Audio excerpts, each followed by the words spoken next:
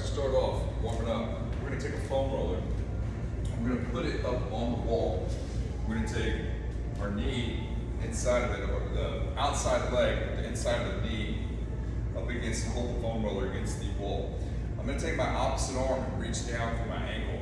Remembering that all the movement happens here at the hip, so I don't want to just lean over. I especially don't want to get stuck in this game of just lifting the back leg up. I want to get myself upright, hinge, and reach across, and come back down. I want to keep the opposite hip down and even, and I don't want to round that spine. It doesn't matter if I get all the way to the ground, if I use my back, or if I shorten this outside. And you keep everything still.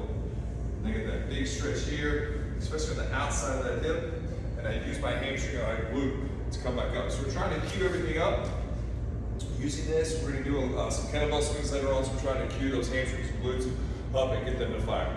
Next, we're going to take a TRX. We're going to do a seated row.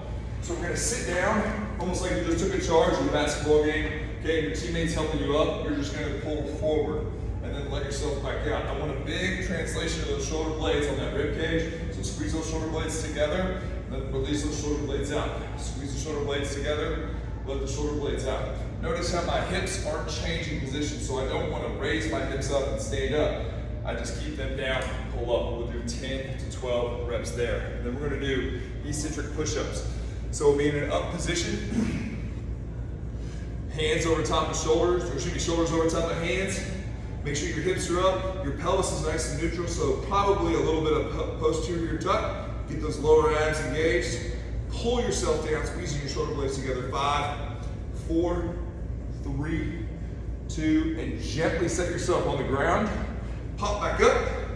We're going 5, 4, 3, 2, 1, down. Good. So we'll do 5 total of those. You've got 8 to 10, or excuse me, 10 to 12 on the rows, and then we're going to do about 8 to 10 hinges with the foam roller adducted against the wall. Okay, we'll run through that too. If you need 3 times, that's fine. And then we're going to go right into incline. Next series, we're going to go into a dumbbell incline press. So we're going to have our legs are driving us up onto our upper back. I'm not trying to slide up in the seat or the pad. I'm trying to put my weight into my upper back. Okay, my hands are about 45 degrees. I'm going to press straight up. My elbows are below my shoulders. I'm opening my chest as I pull my arms down, press back up. I keep my hands apart at the top because I'm pressing straight up to the ceiling the whole time. I'm not trying to bring them together. I keep my forearms vertical, so however my arms go, my forearms stay straight up and down. Open that chest, press straight up. Always using those legs to drive up. After that, we're going to be on a wall. You're going to have 2 dumbbells. You can use kettlebells also, whatever. They probably won't actually be the same weight. If you're really pressing something heavy on that incline, it'll probably be a little bit lighter.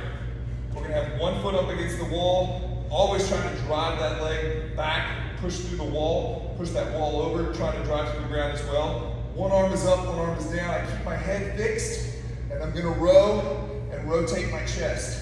I'm pushing and pulling. I have no movement in either leg in the lower body, and my spine angle doesn't change. I keep my head still. I do 8, and then I switch legs. Again, pressing through the ground, nose, knee, toe. So nose over knee over toe. Alternate. These arms move at the same time, and again, my chest moves with the arms. So whatever direction I'm rowing, chest turns that direction. 8 on each side. After that, immediately, so we're going to go from this alternating row straight into a pull or chin up hold. You want to get your arms either neutral grip here, overhand would be harder, work on that pull up. Underhand would be the easiest where you get some bicep in there. It really doesn't matter, honestly, mix it up would be the best option. And you're going to jump up immediately and hold for as long as you can. However long you think you can hold, like when you want to quit, stop, you got it, focus on your breathing, and keep going. You've got a lot more time than you think you do. We're going to run through 4 sets of 8 to 10. And if you really want to push it 6 to 8, it's great here. But if you're not comfortable handling that much weight, that's fine, no problem. We're going to do 8 rows on each side, switch legs, then 8 rows, okay? And we're going to try to hold that pull up as long as we can. We got 4 total rounds. So for our next series, we're going to have a landmine. We're going to lean into the side. So it's best if you have a sleeve or an actual landmine setup. Make sure that you're supported here on the low side. I'm leaning in to the I've got a zercher hold, so I'm gonna hold the crux of my elbow. My outside foot is gonna stay set, and I'm gonna step back. Now my rule applies, nose, knees, toes. So my nose needs to be stacked over my knee and my toe. Nose, knee, toe, and I'm stepping back up. I'm driving from that whole lead foot. Trying to keep my chest up as much as possible. I'll do 8 to 10 on the left side, or 8 to 10 on the left side, then 8 to 10 on the right side. Then I'm going to my kettlebell swing. Remember, when we start our kettlebell swing, we start behind the kettlebell, we load into our hips, we grab the kettlebell and sit back into our butt. We find our big toe, and make sure that it anchors back, and we hike the football. I'm already loaded up into my hips here, so I'm just gonna send the kettlebell where I want it to go anyway, in the back of my swing, and then snap my hips forward. Remember, when we end that kettlebell swing, we're throwing the kettlebell forward, not up. Forward, not up. And when I end at the top, I end tall. So you want to be careful not to swing here and get your hips forward or arch the back.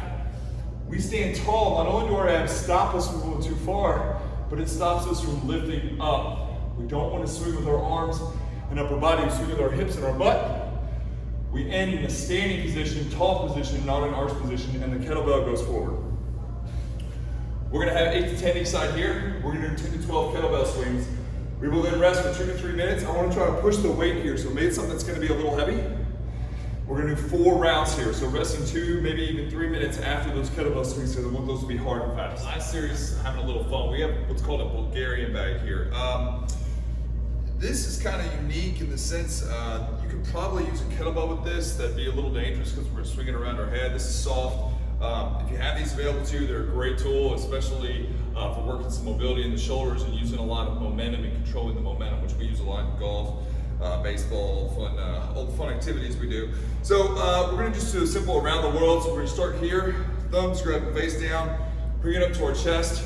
I'm gonna take my right arm over my head and I'm trying to reach the bag all the way down to the back, and I bring my arms back and around and I come to the front. I'm gonna try to do that without resting on my back. I'm gonna try to make one smooth movement around, boom, and I end up back at the beginning. I'm gonna pause here and then I'm gonna reverse direction, going around. Now the trick to this is that you don't let your midsection move. So I don't wanna get moving around all crazy like that. I wanna keep my midsection still.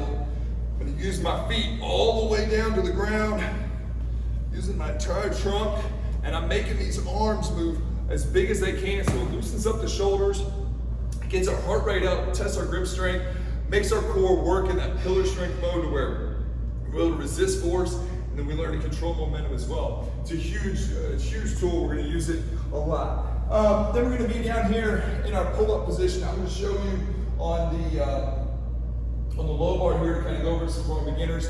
We can also do these pull-ups up high. If you're able to do that, that's great. We're gonna try to knock out 6 to 8 pull-ups. If you need some assistance, use your body weight. Try to get as many pull-ups as you can, and then you can use your legs to help you jump up. I'm gonna show you here how we can use a barbell set on a squat rack. Make sure you're always behind the squat rack. Your hips need to stay underneath your body as you pull yourself straight up.